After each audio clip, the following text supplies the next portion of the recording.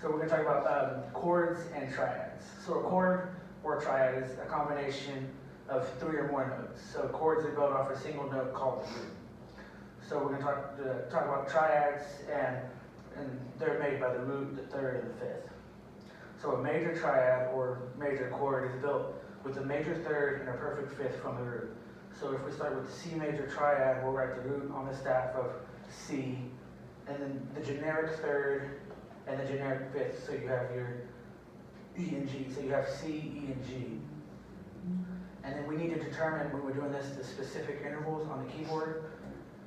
So we need a major third, so we'll count up 4 half steps from the root, so C, and a perfect fifth, go back to the root and count up, and then we'll count up 7 half steps. So since the chord contains no black keys, we do not need to write any accidentals on the staff. So a major triad chord is C, E, and G. But if we try like E flat major triad, we'll write the generic third and the fifth. So E flat, G, and B. And then we'll switch it to keyboard. What? B flat. We're generic. So the generic is just B. Because then we have to go to the keyboard and start with E flat and count up 4 half steps for the major third, and then go back and count 7 half steps for the second one, for the perfect fifth. So finally, in addition, we've already got the E flat in, we need to flat the next to the B flat, because that is counting your 7 half steps, like you were saying. So a major E flat triad is E flat, G, B flat. So if we do like a B major triad, we'll write the generic third and fifth still, so that's your D and F. We'll count, go back to the keyboard, and we'll count the major third, which is 4 half steps, and then go back to the root again and count perfect fifth, which is 7 half steps, and then leave any accidentals. So for B major, the triad is B, D sharp, F sharp. And then going on, we'll go to minor, and a minor triad is created by a minor third and a perfect fifth from the root. So we'll start again with the C minor triad. We'll write the generic third and fifth, which is your E and G, and now we'll switch back to the keyboard, and instead of counting up 4 half steps for the third, we're going to count up 3 half steps because we're going down. And then we'll still count the 7 for the perfect fifth because that's still perfect. So finally, we need to write any accidentals that we have in there. So a C minor triad is your C, your E flat, and your G.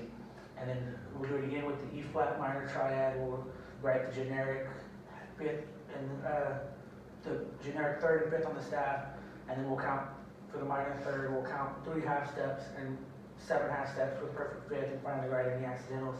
So with the major triad, E flat major triad, we have E flat, G, B flat. With the E flat minor triad, we have E flat, G flat, and B flat.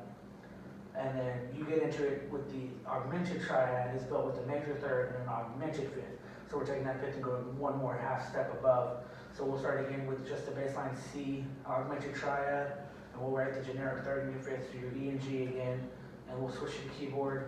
And now we're doing a major third, so it's back to the 4 half steps for the major third, and then you go back to the root and count up 8 half steps this time instead of the 7 to get your augmented fifth, and then write any accidentals you need. So a C augmented triad is your C, your E, and then your G sharp, and then we'll do the same one again, like with the B augmented triad. So we'll write the generic fifth and third on the staff, so you get B, D, F, and then go back and count your 4 half steps for the major third and your 8 half steps for the augmented fifth. And so you get to where you get a case where you have B triad, augmented triad is your B, your D sharp, and you get up to F double sharp because you're adding another half step up there.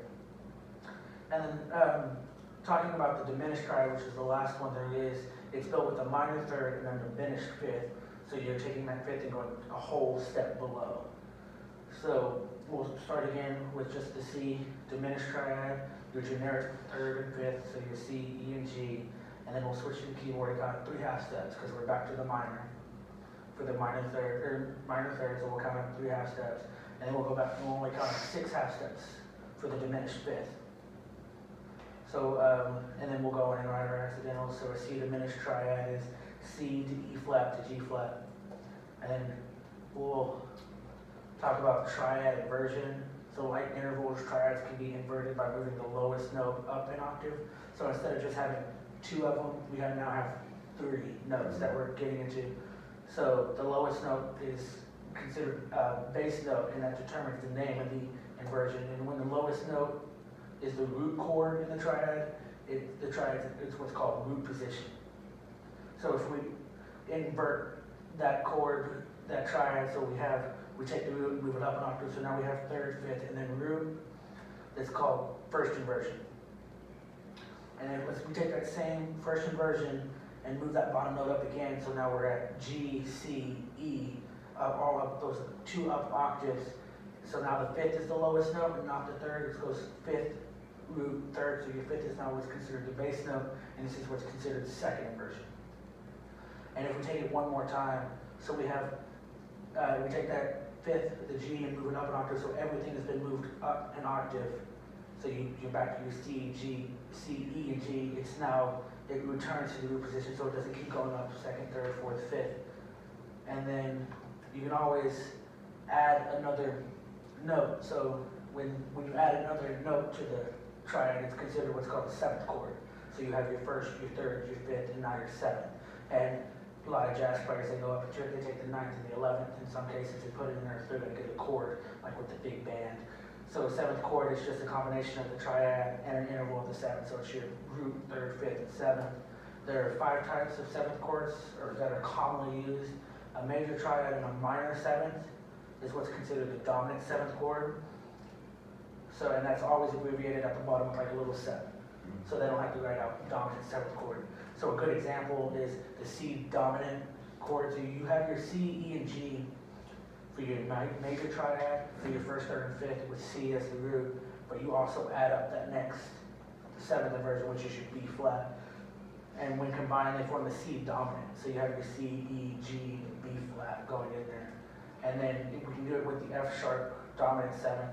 So you start off with your major triad of F sharp, which is F sharp, A sharp, C sharp, which is your F sharp in the root, A sharp as your third, C sharp as the fifth, and then you add that 7th, which is E. So you get F sharp, A sharp, C sharp for your F sharp dominant 7th. And then a major triad with a major 7th combined is a major 7th chord. So we'll go back to the C chord. You have your C, E, and G major triad, but then you're going to add your major 7th. So when you combine it, you have your C, E, G, and B flat, unlike it was C, E, G, and B flat for the song, dominant 7th. Right? Yeah. And we can do it with A flat major 7th chord. So you have A flat, C, and E flat is the major triad, and A to G is the 7th. So when combined, they form the A flat major 7th of A flat G, A flat C, E flat, and G. And then a minor triad is a minor 7th combined to the minor triad and a minor 7th is conformed to the minor 7th chord, and that's abbreviated with the M7, little M7, unlike the big M7 for the major.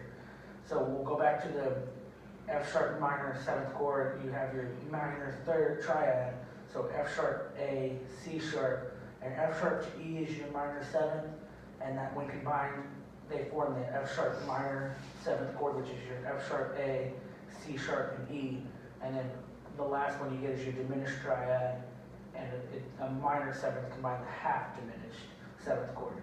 And a half diminished 7th chords are abbreviated with a slash circle and a 7. And so we'll go to the C half diminished 7th chord. We'll start with the diminished triad, which is your C, E flat, and G flat, because we took them both down a half step. And so we get your C to B flat as your minor 7th. So when combined, they form the C half diminished 7th chord, which is your C, E flat, G flat, and B flat. And then finally, a diminished triad and a diminished 7th combined form a diminished 7th chord, or fully diminished. And those are always abbreviated with a circle and a 7th. So you have your circle and your 7th for full diminished, and your half circle with a slash and 7th for your half diminished.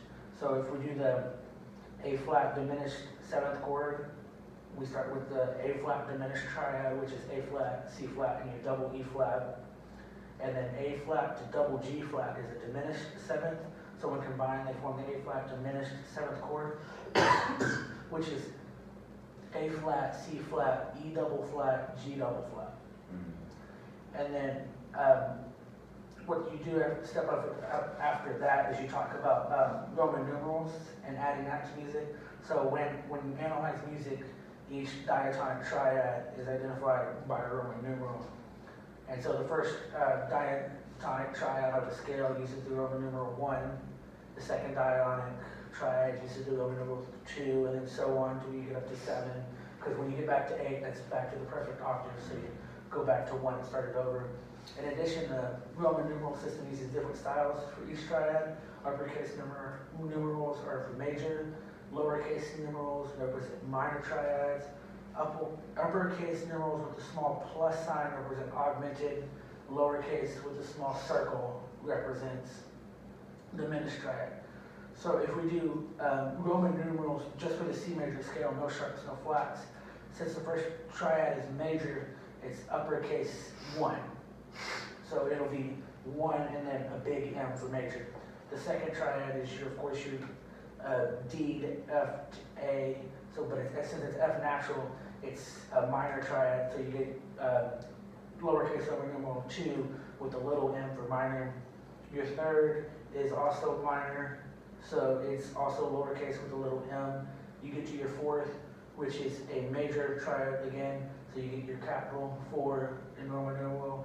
Your fifth is also uppercase Roman numeral since it's also a major. Your sixth will always be lowercase with a little lowercase 6 in Roman numerals and a little minor. And then the seventh triad is diminished. It's with the small with the little circle beside it, so it'll be VII with a little circle.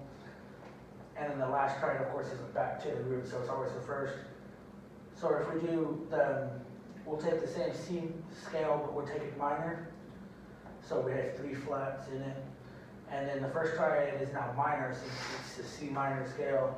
So it's with a little I and with a little M underneath it. The second triad is now diminished. So it's a Roman numeral lowercase with a small circle. Your third is major, so that's now uppercase Roman numerals. Your fourth triad numeral is lowercase with a little m for minor. Your fifth is also lowercase with a little m. Your sixth and your seventh are both uppercase with a major, big M. And then again, going back to the perfect octave, your eighth is always 1 with a little m. And then you get into stuff like with the harmonic scale. And so now the third triad, it's the same thing, but your third triad is now uppercase with an A and a plus sign. Your fifth is now a major, so it went from a minor to a major, so it's going up with the uppercase. Your seventh is now diminished, so it's going down with the little lowercase and the little circle with the little d. And then you can just keep going up, so like the melodic minor scale, which is the same thing as your augmented, whereas your harmonic scale. So, but now your second is now lowercase with no circle. Your fourth is now major, so we're going up with the big M, and your sixth is now diminished going down. And so, and the Roman numeral system can also indicate inversions. So first inversion is represented by a small 6 after the numeral. This is due to the root being a generic 6 above the bass note. Second inversion is represented by a small 6 and a 4 stacked on top of each other, so 6 and then 4. And this is because the root and the third begin generic 6 and 4th above the bass note. And then that's pretty much it for Roman numerals and going in with chords and triads.